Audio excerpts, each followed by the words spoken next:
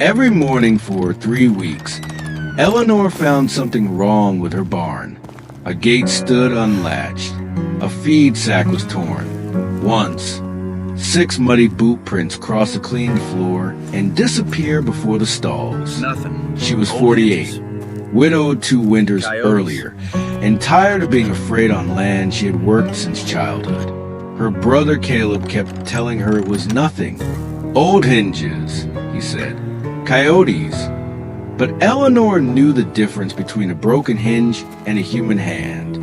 So, on a cold Monday morning, she rode into town and hired Thomas Reed, the former outlaw whose name still made men lower their voices. Thomas arrived that afternoon with a weather hat, a patched coat, and the calm expression of a man who survived too many bad decisions. Eleanor watched him dismount. "I don't need a hero," she said. "Good," Thomas answered. "Heroes cost more." For the first time in weeks, Eleanor almost smiled. Thomas slept in the loft above the barn. At night, he listened to every creak and watched the moonlight crawl across the stalls. During the day, he repaired fences and followed tracks, pretending the work was ordinary. 3 nights later, a noise woke him. He slipped downstairs and saw a shadow moving beside the feed room. Thomas stepped forward. The stranger ran. Thomas chased him to the corral, past startled horses and a swinging gate. The man jumped a fence, lost his hat, and vanished into the darkness. Thomas picked up the hat. Inside was a strip of red cloth. The next morning, Eleanor saw it on the table and went pale. "That belongs to Caleb," she said. Thomas looked at her. "You knew." Eleanor stared into her coffee. "I suspected." Thomas waited. She finally admitted that livestock had been disappearing for months. Caleb had blamed sickness, bad weather, and thieves. She had quietly covered the losses from her savings because Caleb was struggling with debt. "You hired me because you wanted proof," Thomas said. "No," Eleanor whispered. "I hired you because I wanted someone else to tell me what I already knew."